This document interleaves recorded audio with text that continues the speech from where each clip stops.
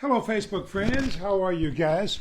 Wanted to just take some time just to say first hello and then let you know, guys, how I'm doing and about the changes that have happened in my life, of course, over the last almost 6 months now. I retired almost 6 months ago. It's been an amazing transition. I can truthfully say I am living my best life. And a few things, I guess, to pass along.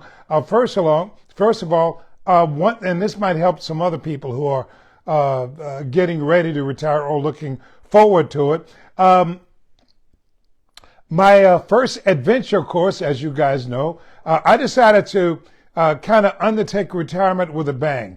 When I retired, I had no clue really what I was going to do.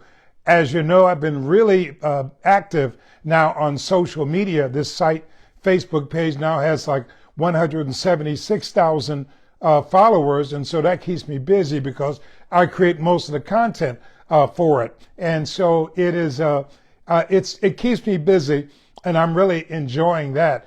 But like I said, when I first decided to retire, and I was thinking about what thing I was going to do, was I going to work more or something like that? Didn't have to, but was I going to work more? I thought about a lot of different things.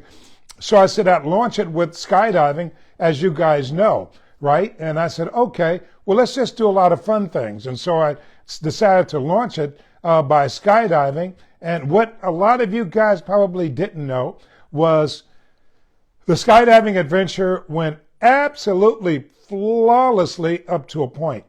When I first jumped out of a plane, well, that was fine. A little trepidation when you're up at 10,000 feet and you're looking at the ground and your legs are kind of outside of the airplane.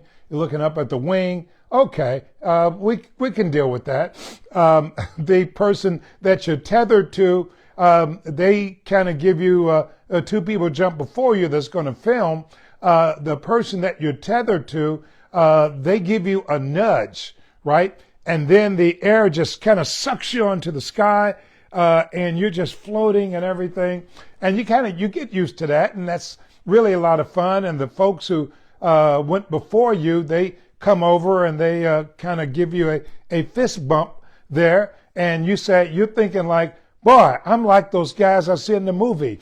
I got this down. This is not complicated at all. And so you're just floating along. And then finally the person you're tethered to, they hit the ripcord, the parachute comes up, you're still in good shape, right? And then you get close to the ground. And so what you're trying to do, and this is my first outing, right? You're trying to remember, okay, do I put my feet in front of me or behind me when I get ready to make this landing? And the ground is coming up real fast, right? At that point, everything is kind of nice and soft and gentle. Then all of a sudden, the ground is coming up, right? That's coming up pretty fast. You're making a decision.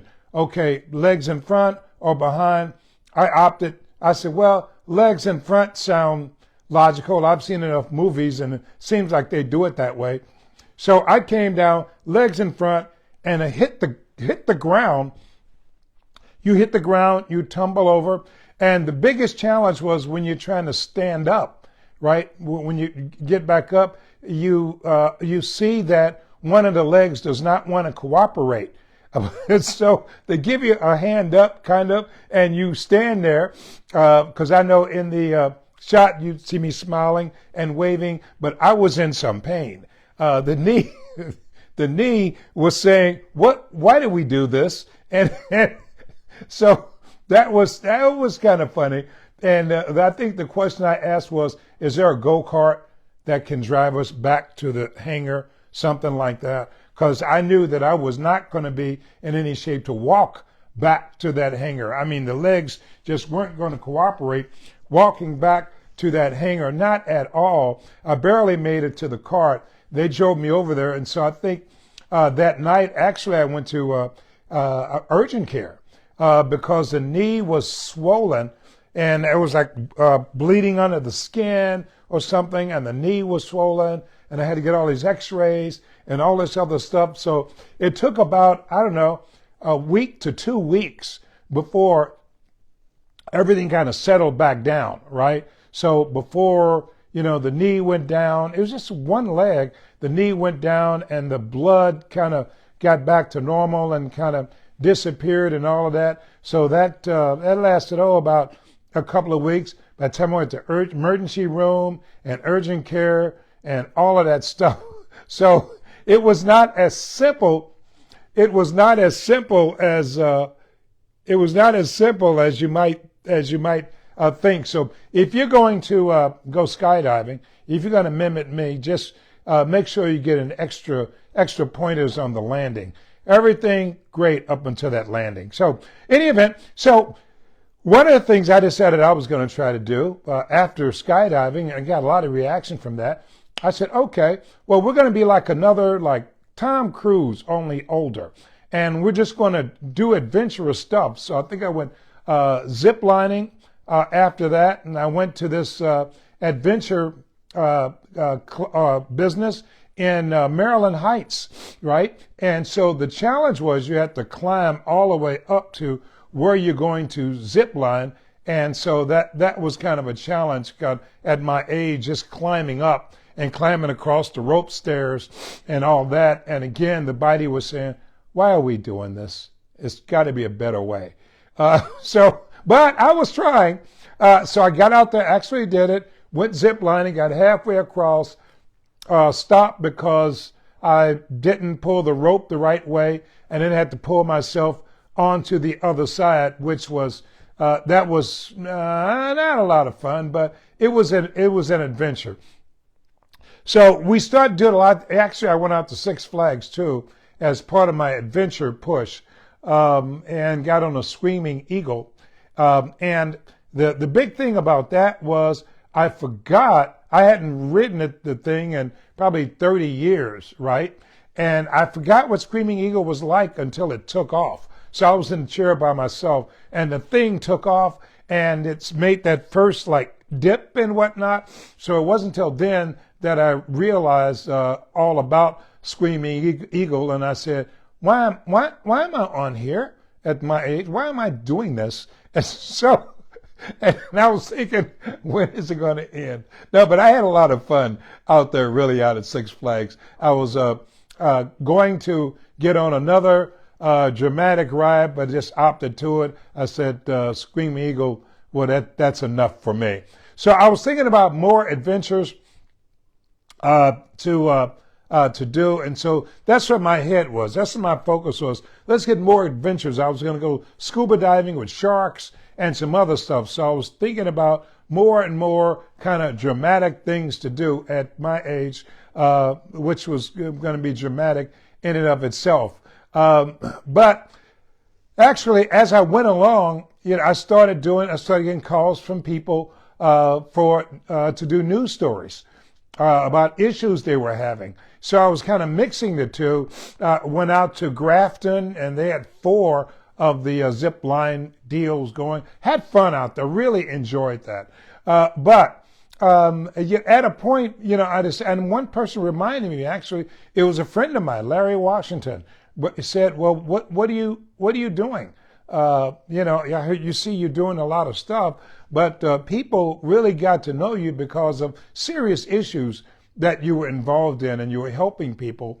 And as opposed to just doing stuff for yourself and spotlighting yourself, you really got known for spotlighting other people and solving their problems.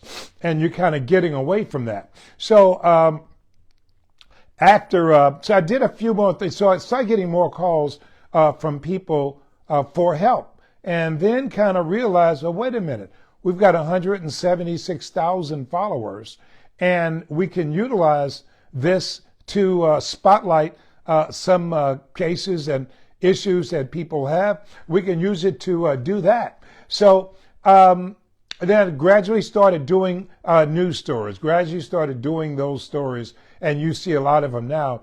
I still go places, right? You've seen me go to the art museum, for example. But what I did is I switched the focus from just spotlighting me and what was I doing to spotlighting places that other people could go and enjoy, and places that were free, and things that people could go and enjoy. So we went to the zoo.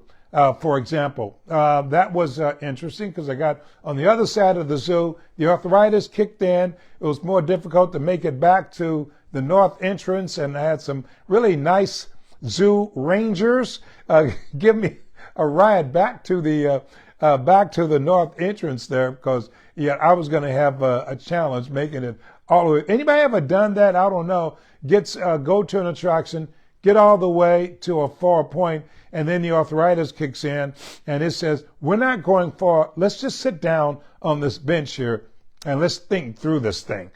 So anyway, did that, got back and everything, and I said, hey, well, we can go to some other places like this. So I went to the Art Museum and Botanical Garden and City Museum and Missouri Historical Society, and just a lot of places. Went recently to the Anheuser-Busch Brewery to take people on the brewery tour. And so it got to where I said, okay, I can do this. I don't have to make it a major production, but I can go and I can show people all the things that in St. Louis that there is to do, that you can go, that you can enjoy yourself, that doesn't cost a whole lot of money. And so I started getting a lot of response actually from people who said they enjoyed my adventures. A lot of people said they hadn't been in a long time. Let's say, okay, someone says they won't make it to the zoo. Okay. Roxanne. Is that Roxanne? Yes, it's enjoy your life. Do what you enjoy doing. Well, that was, so anyway, so what I decided to do was to go places like the Arch, for example. And we went up to the top of the Arch, and a lot of you may have seen, I hadn't gone to the Arch in 20 or 30 years. It had been just a long, long time since I'd been to the Gateway Arch. And so I was just thinking of all these things, and since I wasn't making them big mammoth productions, it became easier and easier to do. For example, there was a museum at the, let's see, I'm doing great. Carolyn says, how am I doing? I'm doing great, Carolyn. How are you doing? Grandmasters Catering says, Elliott Davis TV, you're an amazing example. We'd love to partner with you for community give back. That's not a bad idea. Okay, all right. Let's see, Benny Phillips, I think that is, says, I love your stories. God bless all that you are doing. Thank you. Karen Powers says, I love where you go and where you are eating. Well, we actually get to a lot of, I think, interesting places. I went to Wolfie's yesterday. I don't know if anybody's gone to Wolfie's recently, but it is just as good as when I first started going, when I first got into this business. It was a great place. And they still make the best hot dogs, Chicago-style hot dogs, that is. And so we have gotten to a lot of places. You've seen me at Original Pancake House many, many times because it's just delicious. So I've gone to there many times, as well as many other residents. And I like showing, let's see, Patricia says, it's good that you're helping people during your retirement and you're on your own schedule. Patricia Hall is just a great supporter of mine. Patricia, that's the thing I enjoy most, is that I get to set my own schedule. I get to get up when I want. Some days you get up and the body is just saying, not today. Well, you can stay in the bed and reschedule stuff. So I like that. I love that. The other day, I got halfway through the day and said, you know what? I am so sleepy. I'm just going to check out on part of this day, go home, take a nap, then regroup. Any of you ever felt that way? Where you got halfway through the day and the body is just saying, no more, forget it. Let's just angle our way home and let's get close to the bed and let's just call it a day and just say, forget it. And you feel so good because it's in the middle of the day, and you actually feel so good when you can just put on your pajamas and just climb in your bed, call it a day, don't have to report to anybody, don't have to tell anybody anything. You make your own decisions about, I'm checking out of this day and I'm going to sleep, not even going to set an alarm clock, and I'm going to wake up when I wake up, Carolyn said, wanted to tell me that, oh, thank you. She says she thinks I'm amazing. Kathleen, Crown Candy is always a treat. I've been to Crown Candy many times. Lorna says, that's the beauty of retiring. You're right, Lorna, because some days I'm out and about and up early almost every day and up pretty late because we're covering a lot. We've been doing a lot on the homeless. So I've been out pretty late. You've seen me out on the street doing stories, and you see me at the homeless shelters. You see me out when it was, 4 degrees. I think you've seen me outside doing stories. So we are still doing some pretty hard news stories. We mix it with some other stories as well that we think people will want to hear. But dealing with the homeless issue is one of my passions. And so you have seen me out and about just doing a lot of stories on that, helping some moms who one was almost homeless. The other was a mom with 2 kids that was homeless, sleeping in a tent in North St. Louis in the cold. And we were able to spotlight her case, and I was able to help, and other members of the community stepped forward to help. Mike McMillan, love Mike, shout out, President and CEO of St. Louis Urban League, love that guy. He always, as soon as I did my Facebook Live on the mom, Mike McMillan was one of those people that says, how can I help? A number of other people, same thing. Dirk Brown was one of them. Dr. Casey was another. And so many people volunteered to help, and people were asking, well, why do you publicize these deals? For that exact reason. So we can get more people to step in and help. They can do more than I can do. And so I can do by myself. And so true enough, every time we've done it, we've just gotten a lot of help with that particular lady, Alicia Hall. She's getting help now from the St. Louis Urban League. I was paying her motel rent. I think I paid for about a month or a month and a half, somewhere thereabouts. But and I took Mike McMillan up on that offer. Of course, he's got more resources than me. But Mike's just a great guy. The Urban League has kind of taken it over. They're helping her. They got more programs to find work and try to find permanent housing and caseworkers to help somebody in a number of different ways. Expertise that I really don't have. Someone, Grandmaster Catering, says they love that I partner with Mike McMillan. He is just great, as well as the Urban League. And someone else I get to thank, the Deerberg family. And this is a great time to do it. I get to ramble on. But the Deerberg family, I get to thank them. They sent a donation to the Urban League. Basically, I went shopping, grocery shopping with Alicia Hall at Deerberg's.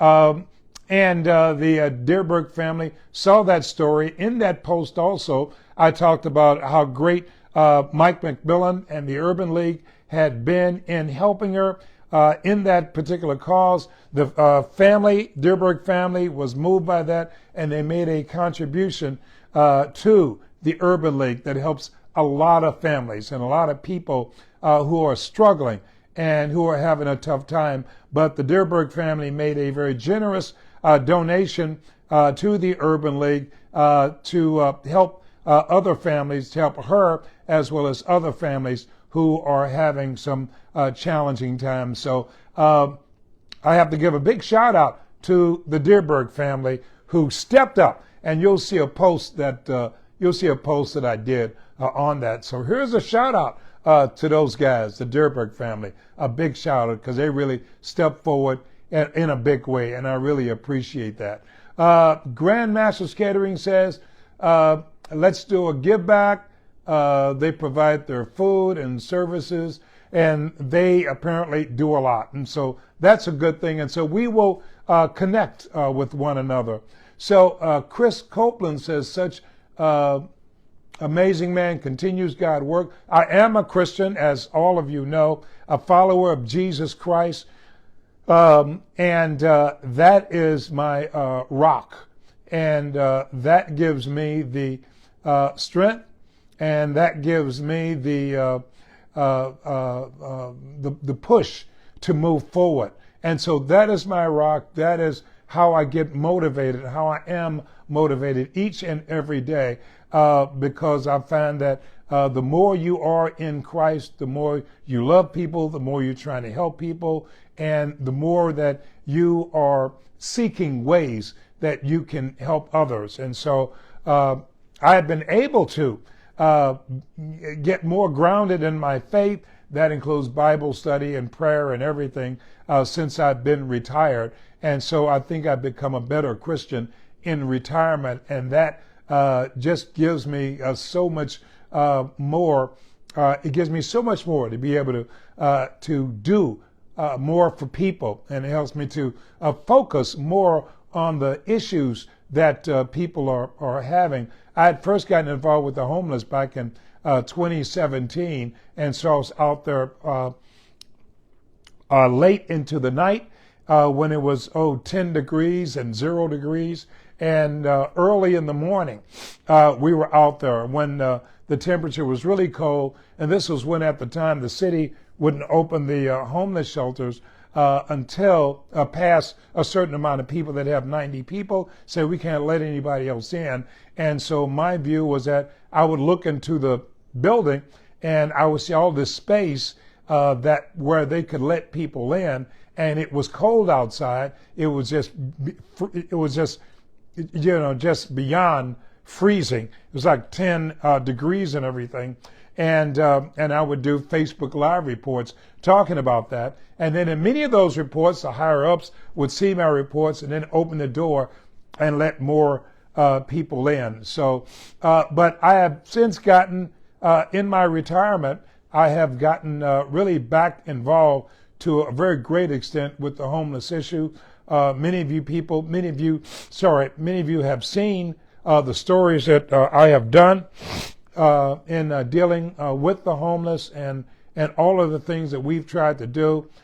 We've been out there in some bitterly cold weather trying to get the administration to do more, like putting out a warm-up bus, making donations to homeless organizations. Like I said, we have paid, probably more than a month's worth of rent each for two mothers who one was about to be homeless, the other was homeless. And so we've, kind of paid quite a bit for two moms. Those are the two moms that we took them grocery shopping, one of which at Schnucks, and other expenses that came along with it. But I knew enough to know that we needed to get them involved with some really stable organizations like an organization in St. Louis County that helps people in need, and also the St. Louis Urban League in the city that helps a lot of people in need. So it has been a great experience just to be out. And it's Community Action Agency of St. Louis County. That's what it is.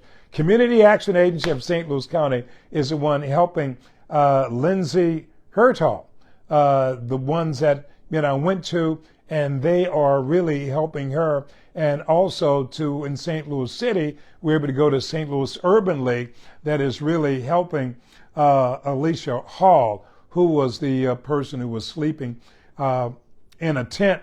And then most recently, because one of the biggest problems was for a homeless encampment. And we've done a lot of things there, like buying them firewood and propane and a lot of other issues to try to stay warm during this cold, this bitter cold that we've had. But one of the big, huge problems that they had was no trash dumpster, no way to get rid of that trash. It was all piling up.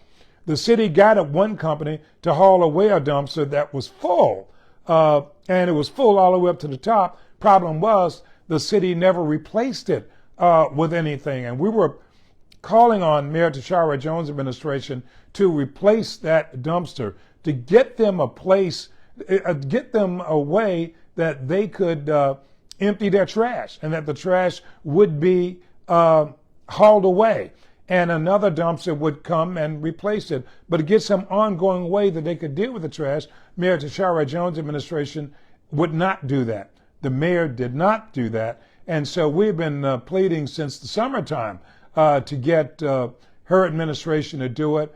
Here we are, winter. It had not been done, so I decided to do it myself. And I contacted a company, rented a trash dumpster that's now been delivered. And so the way it's going to work is that when this one gets full each month, when this one gets full, company will come haul away the old one, the full one, and drop off an empty one.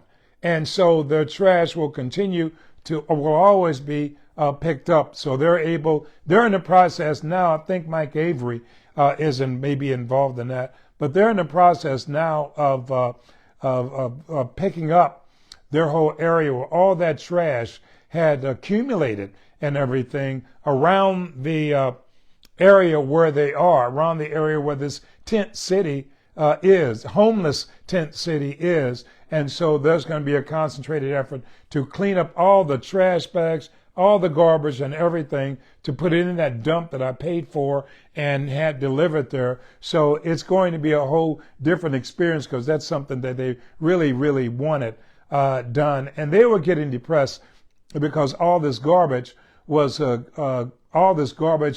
accumulating in this area. And if you had seen it before, the homeless kept the area really clean.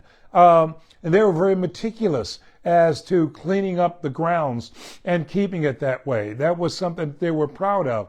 But when the dumpster was taken away and the city would not replace it and wouldn't give them any kind of alternatives, then the trash started being put out everywhere. So there were these garbage bags that were everywhere. There are 30 people in the tent encampment, and they got to do something with their trash. I mean, you think of yourself. If you had no place to put your trash, what do? You put them in the garbage cans until they overflow, and then you put them on the side of the garbage cans. But and that's what happened. They were just in a hard situation. They were just in a hard situation where they had no place to put it, and so it was just stacking up and stacking up. God put it on my heart to rent a dumpster for them and put it out there so that they would be able to effectively clean up this trash and then to solve this problem for them, since Mayor Tashara Jones was not going to solve the problem. I kind of took it on myself to solve it. Like I said, God put it on my heart to address and solve this problem. And so that's exactly what we did. Getting them the dumpster. Now there's going to be an effort to clean up that whole area to make it presentable once again. And that, of course, that really makes me feel good too, because you know, one, that you're dealing with real people. And that's one thing that this administration doesn't seem to understand, that these are real people. They may be down on their luck. They may, be dealing with issues, but they're still people. They're still citizens of the city. They're still residents of the city, citizens of the United States. They're our citizens, and they deserve help. They deserve people to, and there are a lot of groups that do step forward and help them. The St. Louis Winter Outreach, there's Urban Services that is helping, New Life Evangelistic Center. There's Hope Nation International Church with Pastor Mike Robinson that is doing a lot, that has a shelter. His shelter's open even tonight, even though it's not super cold. He has opened that shelter anyway, and he's doing that with his own. He's doing that with his own funds. So what we realize is that these are real people and real citizens. And so that's something that this administration, Tashara Jones administration, certainly is not doing enough to address and deal with this problem. They need to do more. They need to start to put out a warm-up bus. I said I wasn't going to get into all this, but I have to make this point. They need to they need to, let's see, Chris Copeland says, since you have retired, you have done more for the city of St. Louis. Well, thank you, Mike. John Owen says also the city should be better prepared for weather emergencies. Duh! Let's look at the snowstorm that hit and seemed like it paralyzed the city. And you guys know how difficult it was just to get up side streets. The mayor has since issued a belated apology for this, but for days and days on end, she has had residents who were just struggling. And in this the emergency, a woman was killed. A St. Louis mother was killed as she was forced to walk in the street, apparently with her 2-year-old son. I interviewed the family, the sister, as well as the brother of that victim. I was the first one to talk to them in an exclusive, and they just couldn't understand it. One of the things that they complained about was they were trying to get information from the police. That was hard to get. I did, after I interviewed, call the police department. That promptly did get back to them and did give the family some information. But they blamed Tashara Jones' administration because they said more should have been done to get rid of the snow and the ice and to make the sidewalk passable so that their relative wouldn't have to walk in the street and got hit by an 80-year-old driver as they walked in the street. The mother was killed. I think she was around 37. The mother was killed, and the son, 2-year-old son, the toddler, was critically injured in this. One of the things that they said really hurt them is that the mayor did not even call them to offer condolences on the loss of their loved ones in this snow emergency that may have been caused by the fact that she had to walk in the street because she could not walk on the sidewalk. What had happened, I think they said the city trucks, street trucks, came down the street pushing the snow up onto the curb, I guess, and sidewalk, and so it just made it impossible for her to walk on the sidewalk, and she was walking in the street when she was hit, and when the mom was killed and her 2-year-old son was critically injured. And one of the things the family says is that the mayor could have called them and at least offered condolences, since it was her responsibility to make sure the snow was removed so that citizens would be able to get down the street. And so that was one of the things they said, the family told me during that interview. So just a number of things, and that was one of the issues that I wrote about. Jennifer says, horrific and no regards. She not too happy with the mayor's handling of this deal. And I think the street commissioner said something like she threw her crew under the bus. I think the street commissioner, wasn't that her, where she threw her department and her workers under the bus, saying they didn't tell her how bad it was? Okay. And I'm sure that motivated them to get out and do something. It was just incredible out there. So, but, we see all the things that's happening. That was one of them. But like I said, I really have been very much involved each night in the homeless issue because it was so cold. It was 4 degrees and 5 degrees, and you had people out in the tent encampment. You had some folks there who were trying to run pop-up shelters and everything. I gave a total of $2,000 and split it 4 ways among 4 homeless organizations that were out there on the front lines trying to do the job, trying to help the homeless. And they say they were not getting as much help as they should have from the city of St. Louis. One of the things they were saying is that Mayor Tashara Jones was not doing even as much as her predecessor, Lyda Crewson, putting out that warm-up bus out on the street for the homeless to use when it got cold. So, and that is something that I've been talking about for a long time, having that bus out. So a lot of things that I've been involved with, speaking out on in both the city and the county. As you know, I was involved in that issue with naming the replacement for Wesley Bell, in which Sam Page thought that he would have the right to do it. Governor Parson, Attorney General, argued that it was the governor's right to do so. The governor ultimately won. All along, I said the governor should have the right to appoint the replacement for Bell. I looked at his appointment of Gabe Gore, and that was a good hire. That was a good person, a good pick.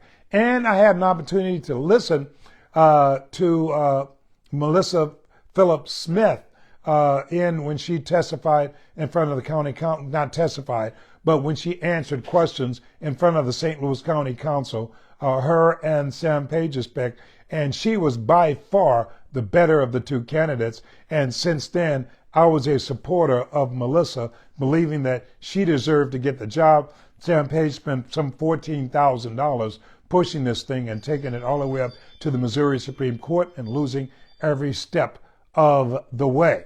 And ultimately, the court deeming that the governor did have the right to do so. And so we've been getting kind of all over in dealing with issues. One of the things that I found as people retire, one of the biggest lessons is that people have to find something to do that challenges them. And I think that's one of the biggest things that many people maybe are not able to do, especially if they were involved in a role where they had to do a lot of thinking, had to make a lot of decisions, and on, or they were really active with a lot of people. And so when you retire, often that whole former life is gone. You may have been a manager or a supervisor, which means you told a bunch of people what to do. And also it meant that you made decisions every day about real people and about their lives. And so when you retire, you no longer have that. So there's nobody that you have to supervise because you're retired, right? And there's nobody you have to tell what to do. There's not that same problem solving that you have to do that you were used to doing maybe for 20 years or 30 years or whatever.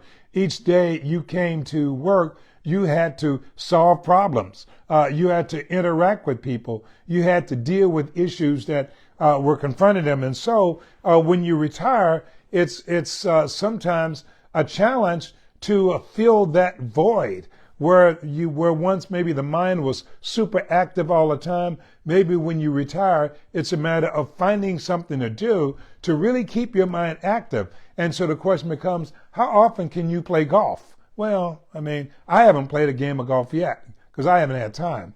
But how often can you get out and play golf, or you might be too old to play tennis or something like that.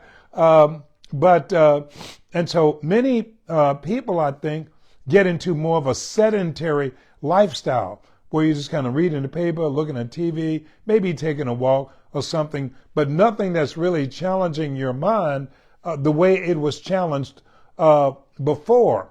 And so that becomes, I think that becomes one of the real challenge is Angel Davis is watching. Hello, Angel. How you doing? Angel is one of my favorite people. But finding something that's a real challenge for you where you can utilize the skills maybe that you used for 20 or 30 years. Because if you don't use them, that's when there's going to be a challenge. Miguel Lopez, he says, appreciate what you do. Society needs to, make itself better. See how they can make it better or something thereabouts. John Thomas Owen says, great idea. But that is, I find the real challenge is getting out and doing things, for example. And so that's why I would tell people and show people the places where there are places that they can go. And they can go often for free. And just get out of the house, going and doing things. I discovered a museum at the Federal Reserve, for example, where you get to lift a 29-pound gold bar. I mean, it's encased so that you can't walk away with it, but you have to stick your hand through this opening and use one hand and see if you can lift it up, which is pretty hard. You would think it would be easier than it was, but don't think you can go in and just run off with a $1 million gold bar or something like that. It ain't gonna happen. Not there. But introducing people to things like that museum at the Federal Reserve, telling people about the Tom Sawyer riverboat. There, you can take a trip up and down the river. So really getting people, I think, in the mindset that, yeah, there really are a lot of things to do.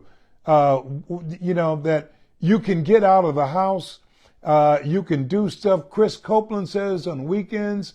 Get a great and go camp to help clean it up. Okay, something. I can't read it that fast, but thank you anyway, though.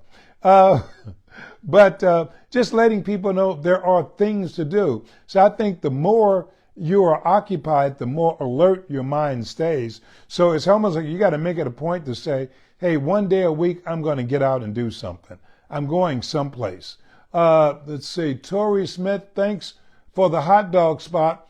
Didn't know we had one here locally. Wolfie's, she's talking about, and that's the spot I went to. I think it was yesterday, basically, where they sell some of the original Chicago-style hot dogs. So I, of course, have been getting around to a lot of places and actually showing people or a lot of places, so a lot of things there are to do. But the key for me is that, let's see, Justin Pickett just drove from Ohio to St. Louis. Nice to see you live, my friend. Justin, good to see you, buddy. Thank you. But maybe tell yourself once a week you're going to get out and see one of these attractions. And so I think one of the keys is really being active. Also, make sure you have a purpose. That's Jennifer, can't read the last name. But you are so fun, a teacher, and we go on field trips, inspiring. Thank you. Well, I appreciate that. We try. But you have to have a purpose. I think work, of course, gives people a purpose. They have to go and report, and they're doing so. No matter what your job, it's a carpenter or plumber, no matter what garbage man or woman, no matter what it is, it gives you purpose because you're providing a service, that you are doing, and you're doing that for society, doing that for your community. So you're providing a service, you're helping others. So when you're working, you're doing something for other people. So what happens is that you have to continue to have a purpose even after you retire. Say, okay, this is who I am. This is my purpose. This is what I do. And so you have to decide what that purpose is. It may be volunteering to help kids in the hospital, that crack babies, any number of things that you might be able to do, but just to give yourself purpose. And purpose is all a matter of giving back, something that you can do for other people. Let's see, got past me. John had something to say, but got past me too fast. Couldn't move that quickly. But certainly a lot of it is having purpose. That gives your life meaning, so that it's not just a matter of, going to the mall or going to play golf or just going to do a bunch of stuff. Justin Pickett says, you seem busier now than before. I think you're about right, Justin, because I'm getting to do things that I like to do. And the thing about it is I like to do a lot of things. So that's pretty much keep me busy.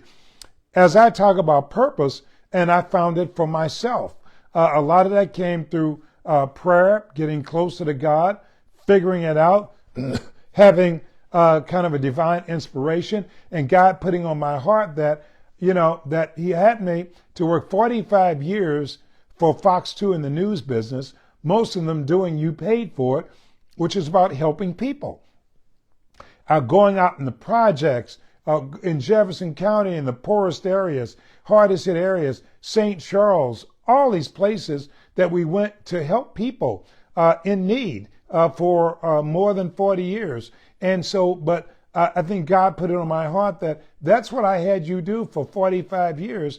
You don't have to give that up now because, and what God let me know was that the second half of my life would be as interesting, as fruitful as the first part, as being on television.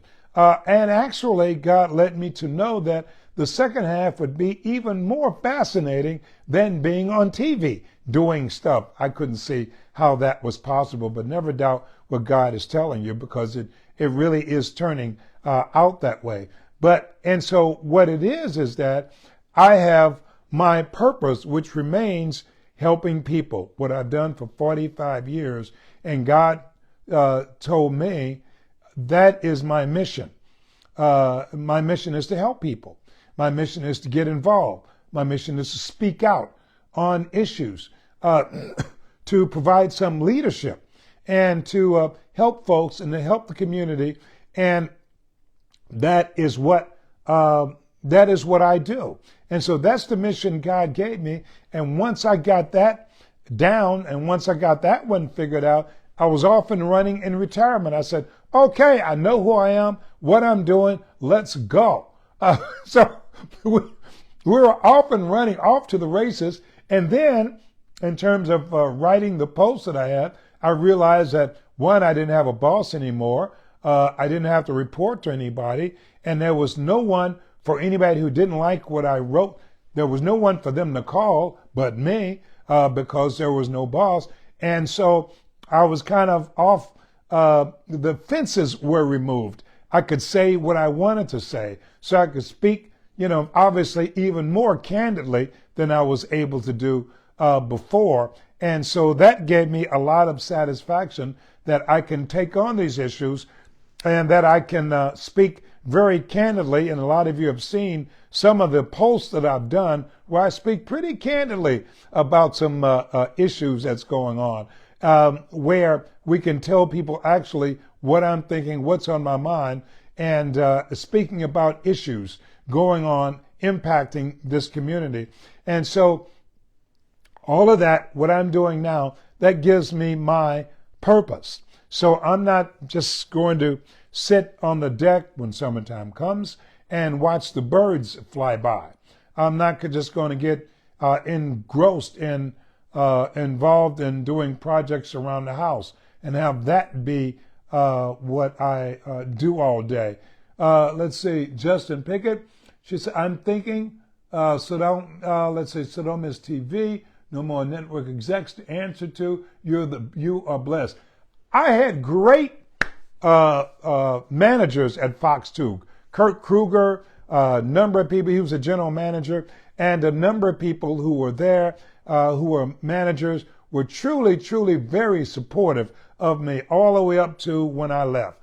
And I got just amazing support from him and coworkers like, Larry Washington and other coworkers that I had that I got to work with. So I have nothing but praise for all the people I get to work with. But of course, any company will have its rules, and you have to you try to operate within those guidelines. If you're smart, you want to keep working there. But I got a lot of leeway. I'm sure I gave my boss a couple of them, like Audrey Pyrich, gave her gray hairs, but she put up with it. But being in a situation where I'm not working for anybody, I get to say exactly what I want and cover things exactly like I want to and follow my own instincts in reporting and telling people what I think about a particular issue, what I think about a particular situation. So again, what I was saying is that you have to really, one of the things that I think gets people when they retire is losing that purpose in their life and then trying to figure it out. Because a lot of times I think people look forward to retirement so they could get retired, do nothing. People ask me that in the beginning. Why aren't you doing nothing? I said, because I'm not designed to do nothing. I'm going to do something. I don't know what it is, but I'm going to do something. But so people, that stereotype that people have with retirement is that you're supposed to do nothing. Just go sit at home and do nothing, make yourself a cup of coffee, and look out the window all day or half the day. Or go to the park and feed the ducks, something. Or maybe if you play golf, you can go play a game of golf or something. Nothing against golf. I think it's a great game, even though I can't play. So people have this stereotype that when you retire, you've checked out of life some kind of way. You play with the grandkids. I have a grandchild, Rose. I have a granddaughter. And of course, got my daughter, Ava, and a granddaughter. And I have a ball with her when I get to see her and get to hang. One of the reasons that John is saying something else. One of the reasons I retired was so that I could have more opportunities to hang out with Rose and I wouldn't miss her growing up. And so I do get to see her. But like I said, many times that people who've had a lot to do when they were working, when they retire, many of them don't have that sense of purpose. Now, a lot of them get it with grandchildren, when you can take care of the grandchildren if you have enough of them, I guess. It's a different type of responsibility that you have, but certainly that's a responsibility and that's fun. But like I said, many people who retire, those without grandchildren, for example, what do you do? But many people retire, but haven't quite figured out their purpose. How do they continue to make a contribution if they've been making a contribution for 20 and 30 years because of the work they do? How do they continue to make a contribution? And so that, I think, becomes a challenge for many people, is really figuring that out. A lot of it's a stereotype for retirement. People think it's a matter of you retire, get yourself a new car, get yourself a boat, take a trip around the world, and do all these things for yourself. And that's how many people, I think, look at it, as it's a time for me to do everything for myself and whatever I want to do. And I think I was the opposite of that. And there are a lot of other people who are the opposite also. But I think I was the opposite in that I'm still thinking about what can I do for other people? What can I do for this community? How can I continue to help? How can I keep doing the same thing I've done for 45 years? That gives you continuity. That gives you continued purpose in life. And that makes each day fascinating. I wake up each day as excited about life as I was when I was working at Fox 2 for 45 years, because I know I'm going to do something. There's something I'm going to do to help somebody do something. And so it allows you the mind is active, thinking of different things that you can do, thinking of different ways that you're going to be out there making a difference. So in a sense, you're on the same plane that you were on, thinking about making a difference and how you can make a difference. So what I would tell people who retire is think about your purpose and understand your purpose does not end when you retire. A lot of it, like I said, is the way people's perception of retirement. That once I retire, I'm tired, I'm going to do nothing. Well, how long can you do nothing? How long is doing nothing interesting? And if you're doing nothing, everybody forgets about you. Why? Except maybe your kids, if you got kids, or grandkids or something like that. But aside that, and then they got their lives too. But if you're doing nothing, then most other people will forget about you, right? And you become irrelevant to what's going on. And so you become not as important to what's happening around you. And this is a big change when you were used to being. Tiffany says, thank you for being an inspiration, but it's my pleasure. And so that's a big change, because when you were involved for so many years did make a difference for so many years, it's a big change to suddenly be kind of irrelevant to what's going on, because you say, well, I'm just going to check out a life. Okay. How do you do that? I'm just going to just sit down and read the paper and look out the window and, on and on. That gets boring after a point. And it gets boring, especially for people who've had a lifetime of doing stuff, a lifetime of being active. Like I said, no matter what it was, no matter what kind of work you were doing, it was still being active and it was still making a difference. So in some way, it was making a difference. And so that is the biggest change, is when you retire, is just knowing how you fit in, what your role is, being able to make a difference. I think that really is an important component in retirement. And if you can do that, you're going to find every day will be exciting. You're going to find it exciting to get up in the morning. Why? Because you got stuff to do. You've got stuff to do that impacts other people. You've got stuff to do that makes a difference in your community. And that, I find, is one of the biggest things. And I've been so blessed to be able to do that. I've been so blessed to be able to continue trying to make a difference. And that is where my prayer life helps, and where my relationship with God has been a huge benefit for me. I've been able to filter out all the other stuff and just get closer to God. And I can hear the Spirit talks to me, and I communicate with Jesus each and every day. And I get better guidance, actually, than I have before. That makes my life certainly even more interesting than before. And I'm just loving this. I'm loving the time I'm able to spend with God and prayer and everything else. I'm just absolutely loving that time. John says you're an example of using your gifts to help others. Well, thank you, John. I appreciate that. And so it's that time that I spend with Jesus Christ that really, really makes a difference in my life. I've made a lot of changes in retirement, but it's been all for the better. And one of my biggest changes is that I've gotten closer to Jesus Christ in retirement. Why? Because I have more time to spend with him. I've also gotten closer to my daughter. We already had the greatest relationship. Now she calls me about twice a day. Why? Because I got time to listen.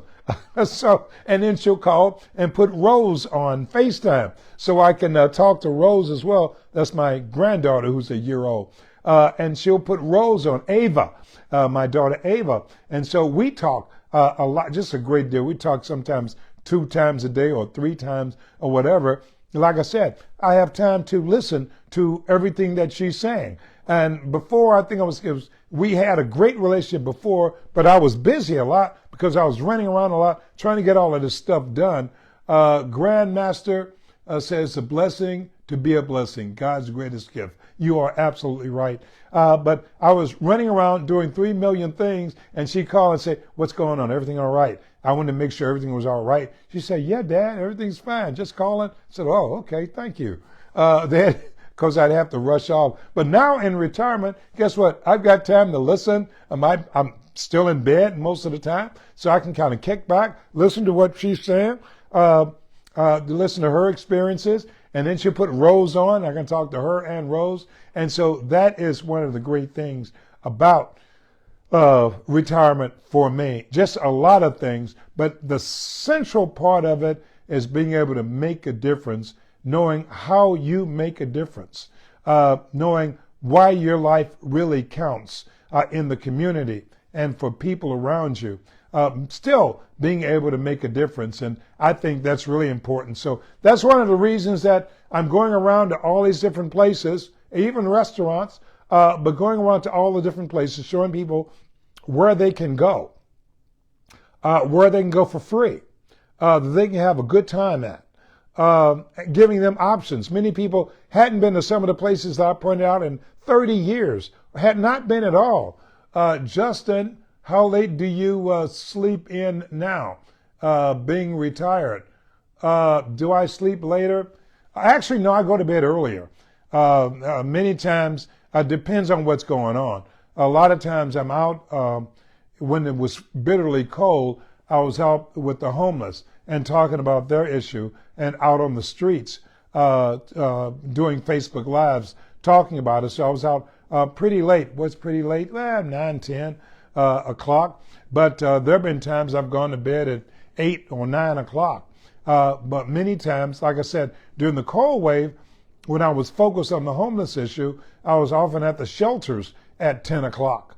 So I was going to bed still a little bit later, but overall, I'm going to bed a lot earlier than I used to. I get up early to start my day as I begin to think about and planning out all the things that I'm going to do today. Having life make a difference, and that's always, it keeps life fascinating. It keeps you in the mix. It keeps you relevant to what's going on in your community, and that's one of the things that I really, really enjoy.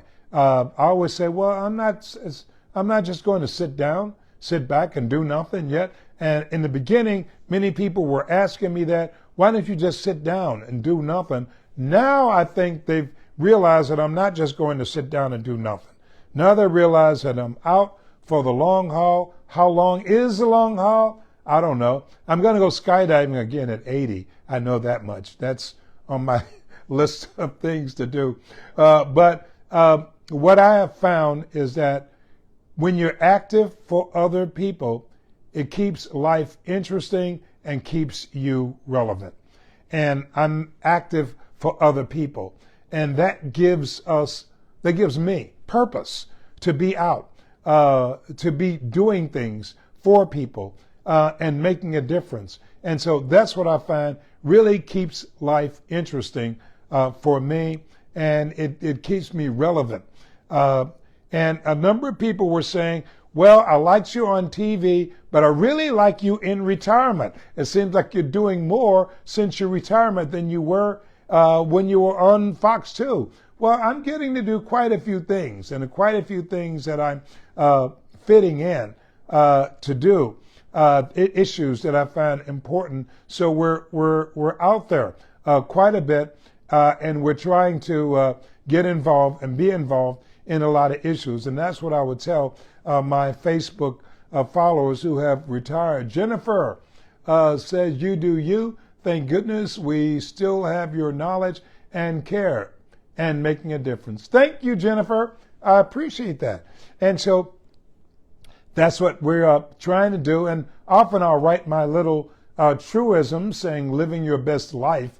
And I'll write my little ideas about how to make life better, how to avoid some pitfalls and mistakes. So that is one of the features that I'm offering on my Facebook page, Elliott Davis TV, is living your best life, and giving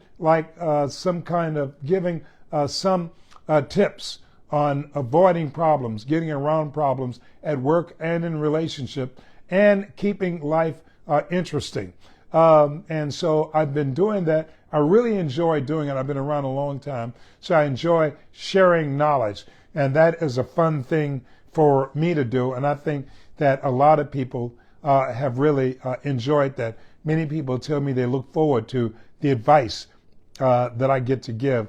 And so that's a lot of fun. So yeah, we're doing a lot of things utilizing the Facebook page. I'm just blessed to have it. Let's see. Ambassador, Charity Johnson says you're greatly appreciated. Well, I appreciate you. Thank you. But that it all gives me a great deal of satisfaction to be doing what I'm doing right now. Like I said, one of the biggest things is to remain relevant. And how do you remain relevant? Is doing things for other people, being a benefit to the community, being able to still look out at the community and see how you fit in, and seeing the difference that you can make. You look at the fact that you've made a difference in this world for 30 years. There's nothing that says that you have to stop making a difference after you retire, because the world gets the benefit from your knowledge if you share it. So, something to think about. Meanwhile, I'll continue going places. I'll continue passing along to you guys, letting you guys know some of the interesting places around St. Louis where you can go. If you perchance think about skydiving, it is interesting, but make sure you get a good refresher, a good kind of extra info on the best way to land. That's the key. Gliding through the air, hey, that's the simple part. Landing, now that's can be a challenge. So make sure you get some extra tips on that. I am going to get back out there and try it again at number 80. I think George Bush Sr. did it at 90. So I'm going to beat him by at least 10 years or whatever. But I'm going to get out there and do it. So keep life interesting. Make sure you're involved. Get out, once, twice a week to different places. That keeps your mind really active, and that's what I'm doing. And try to make a difference. Understand that you have a lot to offer, that you've been around this world for a while, and you've got a lot to offer a lot of people. So make sure you get that information across. A lot of people want to hear from you. Make sure they can. Thank you, guys, for taking this time to listen to me and all the things I had on my mind that I wanted to share. I appreciate that, my Facebook friends.